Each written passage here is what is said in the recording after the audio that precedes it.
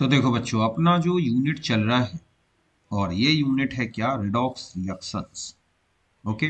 आज हम इस यूनिट में अब जो टॉपिक डिस्कस करेंगे, और ये टॉपिक है हमारा क्या, ऑक्सीकरण अंक, या फिर इसी को बोलते हैं ऑक्सीकरण अवस्था। तो पहले हम ऑक्सीकरण अंक को परिभाषित करेंगे और फिर इसके बाद विभिन्न यौगिकों में, तत्वों में, आयनों में जो ऑक्सीकरण अंक का निर्धारण किया जाता है उसके नियम डिस्कस करें। ठीक है। तो पहले डिफाइन करते हैं कि ऑक्सीकरण अंक, ऑक्सीडेशन नंबर या फिर ऑक्सीकरण अवस्था, ऑक्सीडेशन स्टेट होती क्या है। तो देखो बच्चों, जब किसी भी अणु का निर्माण होता है ना, तो तत्वों का संयोजन होता है।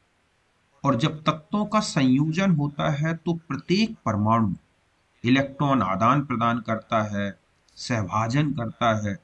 तो इससे परमाणु में कोई ना कोई आवेश निर्मित हो जाता है। उसी आवेश की संख्या को ही हम क्या बोलते हैं, ऑक्सीकरण अंक। समझ गए ना, कि अणु निर्माण में तत्वों के संयोजन में परमाणु जो आवेश ग्रहण करता है उसे उस परमाणु का ऑक्सीकरण अंक कहते हैं। जबकि परमाणु द्वारा जितने रासायनिक बंध निर्मित किए जाते हैं उसे उस परमाणु की संयोजकता कहते हैं। दोनों अच्छे से समझो कि इस ऑक्सीकरण अवस्था एक आवेश संख्या है जो कि परमाणु रासायनिक बंध में निर्मित करता है अपने ऊपर, किसी प्रकार के इलेक्ट्रॉन लेने देने से, सहभाजन से, उपसह संयोजन से। तो वो तो है ऑक्सीकरण अंक। और अणु निर्माण में परमाणु द्वारा कितने रासायनिक बंध निर्मित किए गए, ये उस परमाणु की संयोजकता कहलाती है। जैसे इस उदाहरण से स्पष्ट करते हैं कि ये है CH4, है ना। तो कार्बन ने इस तरह से 4 बंध निर्मित किए हैं, सहसंयोजी बंध। तो संयोजकता तो है 4। अब कार्बन और हाइड्रोजन का जब संयोजन हुआ है तो कार्बन में धनावेश निर्मित हो जाता है एक बंध के सापेक्ष, और कार्बन में एक बंध के सापेक्ष -1 ऋण 1 निर्मित हो जाता है। तो कुल मिलाकर इस कार्बन में 4 हाइड्रोजन जुड़े, तो हर एक हाइड्रोजन के सापेक्ष कार्बन में एक ऋणावेश आ रहा है। तो कुल मिलाकर कार्बन का जो ऑक्सीकरण अंक हुआ ना, वो हो जाएगा -4। ठीक है। जबकि संयोजकता भी कितनी हो गई, 4। अब यहां आ जाए, यहाँ पे भी दिख रहा है कि कार्बन 4 बंध बना रहा है, 2 क्लोरीन के साथ और 2 हाइड्रोजन के साथ। क्लोरीन के रिस्पेक्ट में चूंकि कार्बन की जो ऋण विद्युता है वो क्लोरीन से कम है, ऐसे में कार्बन में एक क्लोरीन जुड़ने से धन 1 +1 आवेश निर्मित होगा। ऐसे दूसरे क्लोरीन के रिस्पेक्ट में +1 निर्मित हुआ। और हाइड्रोजन के रिस्पेक्ट में अभी हमने देखा हर एक हाइड्रोजन से -1 चार्ज डेवलप हो जाता है कार्बन, और इस तरह से यहाँ पे भी -1। तो यहाँ संयोजकता तो 4 है, लेकिन अगर हम ऑक्सीकरण अवस्था देखें तो -2 और +2, कुल मिला के जो रिजल्ट निकला वो हो गया 0। मीन्स यहाँ कार्बन का जो ऑक्सीकरण अंक है वो क्या है, 0। ओके। फिर हम आ जाते हैं CCl4। कार्बन में 4 बंध बन रहे हैं, है ना। तो संयोजकता तो वही है 4, लेकिन यहाँ हर एक क्लोरीन +1 ऑक्सीडेशन स्टेट डेवलप करेगा, कार्बन में निर्मित करेगा। तो कार्बन में कुल मिला के 4 प्लस निर्मित हो जाएंगे और कार्बन का ऑक्सीकरण अंक आ जाएगा +4। तो इस तरह से आप देख रहे हैं कि ऑक्सीकरण अंक जो है, ठीक है, वो धनावेशित, ऋणावेशित या 0 कुछ भी हो सकता है, फ्रैक्शनल में हो सकता है, लेकिन संयोजकताएं हमेशा एक संख्या में होंगी। और इस तरह से ना उनमें आवेश लगेगा प्लस माइनस, इस तरह से केवल हमें संख्या व्यक्त करनी है। जबकि ऑक्सीकरण अंक में हमें साइन लगाना होता है कि वो धनावेशित ऑक्सीकरण अंक है या ऋणावेशित। ओके। अब हम आगे बढ़ते हैं, ऑक्सीकरण अंक का निर्धारण। अब देखो बच्चों, ऑक्सीकरण अंक का निर्धारण करने के जो नियम दिए गए हैं कि आप किसी भी परमाणु में, चाहे वो आणविक अवस्था में हो, परमाणविक अवस्था में हो, आयन में हो, उसका ऑक्सीकरण अंक कैसे निर्धारित करेंगे, इन नियमों को अच्छे से समझना है। देखो, पहला है कि रिडॉक्स अभिक्रिया में यदि तत्व परमाणु या अणु अवस्था में है समझ गए ना कि रेडॉक्स अभिक्रिया में यदि तत्व परमाणु या अणु अवस्था में है तो तत्व का ऑक्सीकरण अवस्था शून्य होगी। देखो कोई भी रेडॉक्स अभिक्रिया लिखी है, चाहे वो अभिकारक की तरफ हो चाहे उत्पाद की तरफ लिखे गए हों, ध्यान रखें अगर कोई तत्व अपनी परमाणविक अवस्था में है या आणविक अवस्था में है तो वहां पर उसका ऑक्सीकरण अंक शून्य होगा। जैसे यहाँ देख रहे हैं आप Na और Cl2 मिलके बना NaCl, तो यहाँ Na का ऑक्सीकरण अंक 0 होगा, Cl2 में पर क्लोरीन का ऑक्सीकरण अंक शून्य होगा।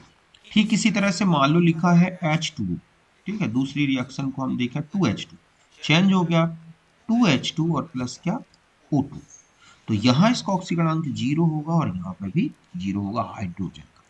तो सीधा सा ध्यान रखना है कि रेडॉक्स अभिक्रिया में यदि कोई तत्व परमाणु के रूप में दर्शाया गया है या अणु अवस्था में तो हर एक परमाणु का ऑक्सीकरण अंक शून्य होगा।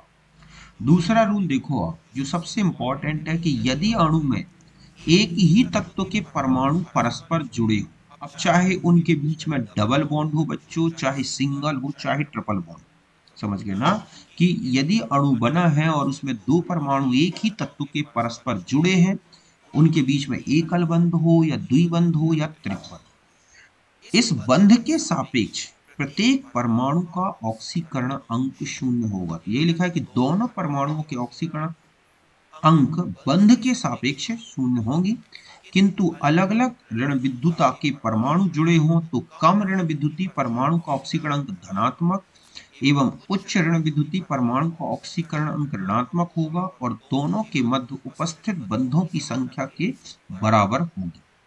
ठीक है, तो जो ऑक्सी तथा दोनों उपस्थित बंधों की संख्या के बराबर, यहां पर हम लिखेंगे ऑक्सीकरण अंक होगा। ठीक है, जो ऑक्सीकरण अंक होगा वो दोनों परमाणुओं के बीच में जितने बंध हैं उसके बराबर होगा। अब देखो यहां समझते हैं H2O2 में देखो HO फिर O, तो आप देख रहे हैं यहाँ O और O एक दूसरे से डायरेक्ट जुड़े हैं, तो इस बंध के सापेक्ष मतलब O और O के बीच में जो बंध है इसके सापेक्ष हम ऑक्सीजन का ऑक्सीकरण अंक 0 लिखेंगे। समझ गए ना।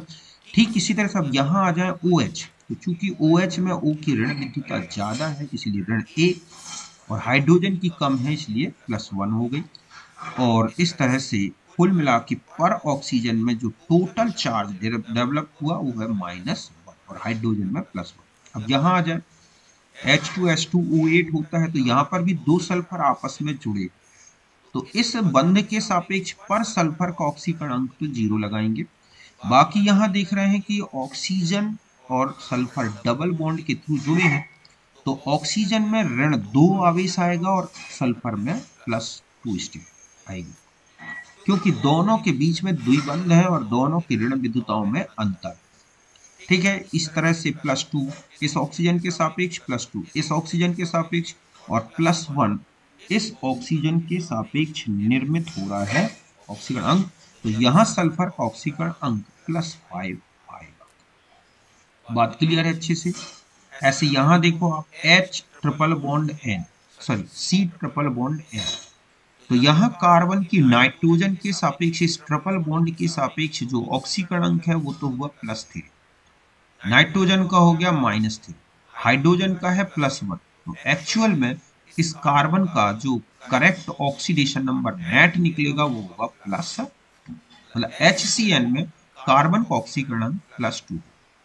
यहाँ ऑक्सीजन और ऑक्सीजन डबल बॉन्ड से जुड़े हैं तो भी इनके ऑक्सीकरण अंक 0 होंगे। ध्यान रखें दो तत्व चाहे किसी भी प्रकार के बंध से जुड़े हों, बिल्कुल समान तत्व के दो परमाणु, तो ध्यान रखें कि उस बंध के सापेक्ष ऑक्सीकरण अंक 0 लगा देना। ओके, यहाँ तक बात क्लियर है। अब आगे बढ़ते हैं। यदि परमाणुओं के मध्य उपसह संयोजी बंध उपस्थित है तो 2 पॉइंट याद रखना है, इलेक्ट्रॉन युग्म दाता उच्च ऋण विद्युतीय एवं ग्राही निम्न ऋण विद्युतीय हो तो इस उपसह संयोजी बंध के सापेक्ष ऑक्सीकरण अंक 0 होते हैं। मतलब दोनों जो परमाणु इस उपसह संयोजी बंध से जुड़े हैं तो इस बंध के सापेक्ष आप उनके ऑक्सीकरण अंक 0 लगाओगे। जबकि इसके विपरीत स्थिति में दाता पर +2 और ग्राही पर -2 ऑक्सीकरण अवस्था दर्शाई जाती है। जबकि इसके विपरीत है ना, एक सह संयोज उपसह संयोज एक विपरीत, यहाँ पर हम लिखेंगे इसके विपरीत एक उपसह संयोजी बंध, एक सहसंयोजी बंध होने पर दाता पर +2 तथा ग्राही पर -2 ऑक्सीकरण अवस्था दर्शाते हैं। ठीक है, ये एक ही तत्व के परमाणु होने पर भी यही नियम लगेगा। बात क्लियर है कि अगर दो ऋण विद्युतीय परमाणु में से दाता परमाणु की ऋण विद्युता ज्यादा है और ग्राही की ऋण विद्युता कम है, तो ध्यान रखें इस उपसहसंयोजी बंध के सापेक्ष दोनों परमाणुओं की उपसहसंयोजी जो ऑक्सीकरण अंक है वो 0 हो। जबकि दाता परमाणु कम ऋण विद्युती और ग्राही उच्च ऋण विद्युती, इसके विपरीत का मतलब यही है यहाँ पे कि जो दाता है उसकी ऋण विद्युता कम हो और ग्राही की ऋण विद्युता ज्यादा हो, तो दाता पर +2 और ग्राही पर -2 ऑक्सीकरण अंक दर्शाते हैं।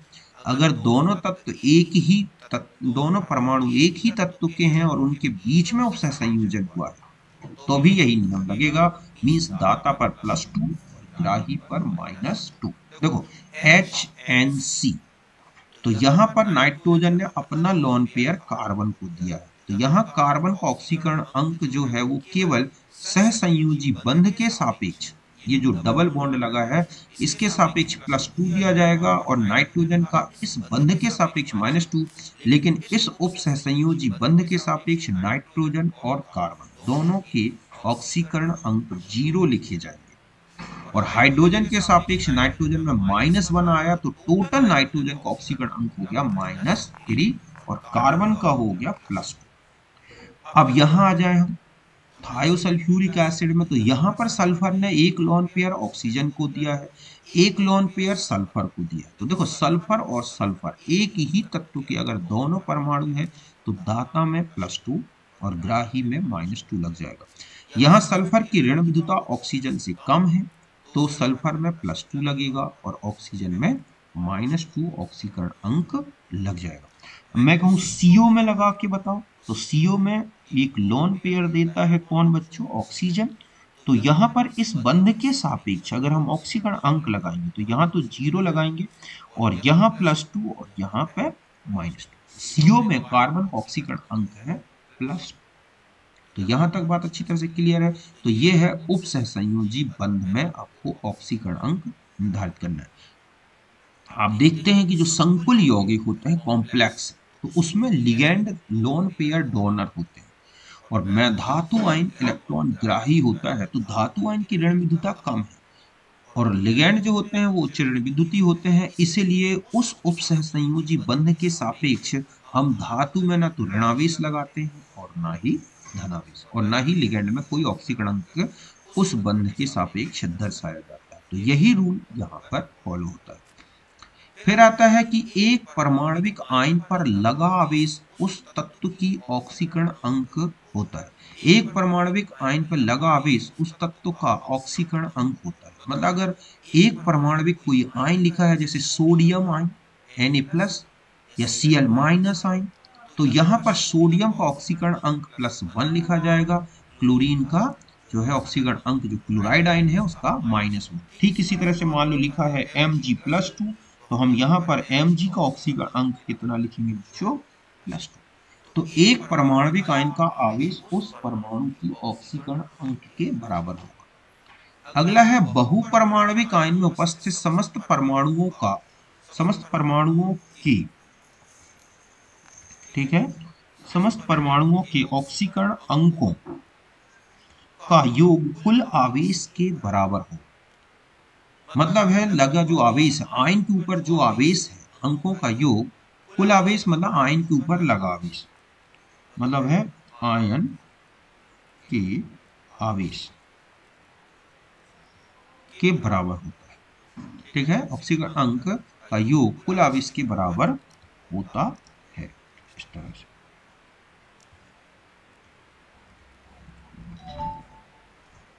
जैसे हमें MnO4 माइनस लिखा है तो हम यहाँ पर Mn का ऑक्सीकरण अंक x मान लेंगे, प्लस 4 4 ऑक्सीजन है तो 4 कर दिया, इंटू ऑक्सीजन का ऑक्सीकरण अंक और इक्वल में रखेंगे -1। मतलब Mn का और चारों ऑक्सीजन के ऑक्सीकरण अंक का योग -1 आ रहा है। तो हम Mn का ऑक्सीकरण अंक निकालना चाहें तो x मान लें, पर ऑक्सीजन का -2 होता है, 4 का हो गया -8 इक्वल टू -1, तो x की वैल्यू आ गई +7। मीन्स इसमें जो Mn है ना, उसका ऑक्सीकरण अंक, मतलब ये है Mn का ऑक्सीकरण अंक, तो ये आया 7+।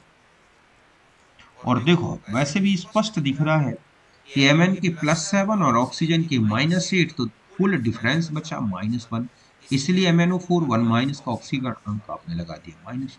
बात क्लियर यहाँ तक। फिर आते हैं FeCN6 4-। अगर हमें Fe का निकालना तो F का ऑक्सीकरण अंक x मान लें, +6 इंटू साइनाइड का ऑक्सीकरण अंक इक्वल में -4। इस तरह से आपने x की वैल्यू निकाली, ये आ गई +2, है ना। अणुओं में समस्त परमाणुओं के ऑक्सीकरण अंक का योग 0 होगा। अगर कोई अणु आप ले रहे हैं तो उसमें जितने परमाणु हैं उन सबके ऑक्सीकरण अंक का योग 0 होगा। इसी बेस पर हम किसी भी अणु में परमाणु का ऑक्सीकरण अंक निकाल सकते हैं। K का ऑक्सीकरण अंक प्लस Mn का ऑक्सीकरण अंक प्लस 4 इंटू ऑक्सीजन का ऑक्सीकरण अंक इक्वल में रखेंगे 0, तो x की वैल्यू आ गई +7। मीन्स KMnO4 में Mn का ऑक्सीकरण अंक +7।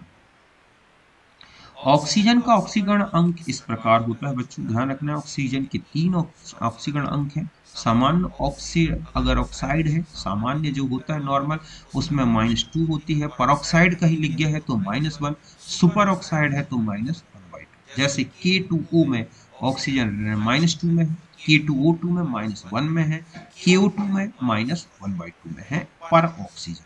BaO में नॉर्मल ऑक्साइड है -2, और BaO2 में ये बेरियम परऑक्साइड है, इसमें ऑक्सीजन का जो ऑक्सीकरण अंक है वो है -1। तो यहाँ पर इसका ऑक्सीकरण अंक है -1। ठीक इसी तरह से हाइड्रोजन का ऑक्सीकरण अंक की बात करें, अगर धात्विक हाइड्राइड कहीं आए हैं तो हाइड्रोजन का ऑक्सीकरण अंक होगा -1। जैसे NaH में -1, KH में है -1, RBH में -1। अधात्विक हाइड्राइड है तो यहाँ पर +1 होगी, जैसे HF में +1, NH3 में +1, H2S में +1, H2O में +1। ठीक है। नेक्स्ट है फ्लोरीन, केवल और केवल -1 ऑक्सीकरण अंक दर्शाता है। अब चाहे वो ऑक्सीजन के साथ जुड़ा हो या किसी के साथ। HF में है तो फ्लोराइड -1 है, OF2 में है तो फ्लोराइड -1 में है, ऑक्सीजन +2 में है। O2F2 में चले जाए तो ऑक्सीजन +1 में है और फ्लोराइड -1। एस ब्लॉक के तत्वों का ऑक्सीकरण अंक निश्चित होता है। लिथियम से लेकर सीजियम तक चलें तो समस्त तत्वों का ऑक्सीकरण अंक +1 आएगा। बेरिलियम से लेकर बेरियम या रेडियम तक चलें तो सबका +2 आएगा। बोरॉन और एल्यूमिनियम के भी ऑक्सीकरण अंक फिक्स हैं, +3 होते हैं। परिवर्ती संयोजकता तत्वों के साथ रोमन अंक में कई बार दर्शा दी जाती है, इसको बोलते हैं स्टॉक नोटेशन। ठीक है, अगर किसी तत्व में परिवर्ती संयोजकताएं मिल रही हैं एक से ज्यादा और अब किसी यौगिक में उसको देखना है तो परिवर्ती संयोजकताओं को रोमन अंक से भी व्यक्त किया जाता है। जैसे HAU या रोमनाइज्ड 3 लिखा है Cl, मीन्स यहाँ पर Au का ऑक्सीकरण अंक है 3। FeO को लिख सकते हैं हम Fe2O3, तो Fe2 और O3। ठीक है, इस तरह से। तो यहाँ पर मैं ऐसे लिख दूं HAuCl4, तो इसका ऑक्सीकरण अंक एक्चुअली ये है, तो जो Au है वो है 3 ऑक्सीकरण अंक यहाँ पर और Cl4 इस तरह से। ठीक है, तो इस तरह से ये स्टॉक नोटेशन होते हैं। जैसे ये लिखा होता है Hg, ठीक है 2, और यहाँ पर लिखा है ऐसे लिख दें हम 2 ऐसे। ठीक है, और मान लो यहाँ पर लिखा है PtCl6, ये पता चल रहा है कि यहाँ पर Hg2 का जो ऑक्सीकरण टोटल है वो कितना है, प्लस। ठीक इसी तरह लिखा होता है Fe3, है ना, और फिर Fe4 यहाँ पे लिख दिया ऐसे, और FeCN का होल प्रूशियन ब्लू का, तो इसको ऐसे लिख सकते हैं Fe4 और 3, और फिर यहाँ पर FeCN होल 6 3, और यहाँ पर इसका ऑक्सीकरण कितना है, प्लस। तो इस तरह से कई बार धातु के साथ रोमिनाइज्ड अगर इस तरह से अंक लिखे हैं तो ध्यान रखें वो उनकी ऑक्सीकरण अंक को दर्शाते हैं। अब इनमें से मैंने ये कुछ निम्नलिखित आयनिक लिखे हैं, इनके जो स्टार लगा रखे हैं आप इनके ऑक्सीकरण अंक खुद निकाल के देखोगे। जैसे मैंने एक का निकाल दिया H2SO4, तो 2 इंटू +1 मतलब हाइड्रोजन का, प्लस x मतलब सल्फर का मान लें, प्लस 4 इंटू -2 मीन्स ऑक्सीजन का टोटल का इक्वल 0 रख के, तो x की वैल्यू क्या आ गई, +6। ऐसे करके सबके ऑक्सीकरण अंक आपको निकालना है। संरचना के आधार पर अगर ऑक्सीकरण अंक का निर्धारण करना है परऑक्सी अम्लों में, तो देखो परऑक्सी अम्लों में जब केंद्रीय परमाणु एक होता है तो परऑक्साइड बंध का निर्धारण इस संबंध से कर सकते हैं। अगर कोई अणु में परऑक्साइड लिखा है या परऑक्सी लिखा है, ध्यान रखें बच्चों, तो परऑक्साइड बंधों की संख्या अगर आप निकालना चाहें तो इस संबंध से निकाल सकते हैं। अगर केंद्रीय परमाणु एक है तो फॉर्मूला है 1/2 परिकलित ऑक्सीकरण संख्या माइनस अधिकतम ऑक्सीकरण संख्या। ठीक है, और यदि केंद्रीय परमाणु 2 है, ठीक है, तो ये है परिकलित ऑक्सीकरण संख्या माइनस संयोजी इलेक्ट्रॉन की संख्या। ठीक है, अधिकतम ऑक्सीकरण संख्या मतलब संयोजी इलेक्ट्रॉन रख दें, परिकलित मतलब जो आप संबंध ऑक्सीकरण संख्या निकालने के नियम से जो ऑक्सीकरण अंक आप निकालोगे वो रखें, और उस तत्व में एक्चुअल में कितने संयोजी इलेक्ट्रॉन है वो करके और 1/2 कर दें। तो अगर एक परमाणु है और परऑक्सी लिखा है, अगर 2 है तो फिर ये फॉर्मूला लगाएं। जैसे H2SO5, तो हम परऑक्साइड लिंकेज निकालें कितने हैं, तो हम लिखेंगे 1/2। अगर आप इसमें सल्फर का परिकलित करोगे ऑक्सीकरण अंक नियम के अनुसार तो 8 आएगा, और सल्फर में संयोजी इलेक्ट्रॉन होते हैं 6। तो इसका मतलब है कि H2SO5 में केवल एक परऑक्साइड लिंकेज है, और संरचना फिर ऐसी लिखी जाएगी। H2H2O8 में चले जाए, तो यहाँ पर जब आप निकालोगे तो यहाँ पर सल्फर का परिकलित ऑक्सीकरण अंक आएगा 7, लेकिन इसमें आप देख रहे हैं संयोजी इलेक्ट्रॉन होते हैं 6, तो यहाँ आ गया परऑक्साइड लिंकेज 1। तो ये संरचना बनी। परऑक्साइड ऑक्सीजन का ऑक्सीकरण अंक -1 लेते हैं। इस बेस पर अगर हम H2SO5 में x का ऑक्सीकरण अंक निकालना चाहें तो इस संबंध से निकाल सकते हैं। +2 हाइड्रोजन के लिए x होगी सल्फर, 3 ऑक्सीजन की तो हो गई -2 के हिसाब से, और 2 ऑक्सीजन की हो गई -1 के हिसाब से, कुल मिला के x की वैल्यू आ गई +6। बिल्कुल ऐसे ही आपको H2SO8 में निकाल लेनी है, उसमें भी सल्फर का ऑक्सीकरण अंक आएगा +6। CrO5 में अगर हम निकालना चाहें परऑक्साइड लिंकेज तो 2 आती हैं और वो इस तरह से होती है। इस बेस पर क्रोमियम का ऑक्सीकरण अंक जो है अब यहाँ लिख सकते हैं, Cr ये हो गया, ये हो गई इसमें जो है x मान लें Cr का ऑक्सीकरण अंक, और एक ऑक्सीजन का -2 लेंगे, बाकी 4 ऑक्सीजन की -1, तो टोटल ये आ जाएगा +6। K3CrO8 का ये स्ट्रक्चर ही होता है, इस पर क्रोमियम का ऑक्सीकरण अंक +1 आता है, सॉरी +5 आएगा, इस तरह से, है ना। C3O2 का ये इस तरह से आप संरचना बना के देखें, बीच वाला जो कार्बन है उसका ऑक्सीकरण अंक 0 आएगा क्योंकि उसके दोनों तरफ कार्बन ही जुड़े हैं, बाकी 2 कार्बन का +2 और ऑक्सीजन का -2 पर ऑक्सीजन का। एवरेज निकालोगे तो एवरेज ऑक्सीडेशन नंबर AON तो x = 4/3 है। ऐसे S4O6 2- में तो दो बीच के सल्फर जो है पर सल्फाइड बॉन्ड दिख रहा है, इनमें इन दोनों सल्फर का ऑक्सीकरण अंक 0 ले लोगे, और फिर इसके बाद अगर आप सल्फर का निकालोगे तो +5। Br3O8 में निकालें ब्रोमियम का तो दो प्रकार की ऑक्सीकरण अवस्था दिखेंगी, ब्रोमीन की +6 और +4। एवरेज निकालोगे तो 16/3। ऐसे FeS2 में पर सल्फर की -1। CaCl2 में हर एक 2 क्लोरीन है तो एक क्लोरीन की +1 और एक की -1। ऐसे NH4NO3 में एक नाइट्रोजन की जो है -3 आएगी और एक में +5। Fe3O4 में 2 ऑक्साइड जुड़े हैं, Fe की +2 और एक Fe2O3 +3। Pb3O4 में 2 PbO हैं, पर Pb की +2 और एक Pb की +1। ऐसे इनके तो ये कुछ इंपॉर्टेंट जो फॉर्मूले थे उनकी ऑक्सीकरण अंक बता दिए। ये है कुल मिला के ऑक्सीकरण अंक निकालना, उनका निर्धारण करना। तो जितने रूल्स मेन थे मैंने वो आपको बता दिया। ठीक है, एक फॉर्मूला और यहाँ लिख दे रहा हूं। अगर आपको कार्बन, ठीक है, कार्बनिक यौगिकों में कार्बन का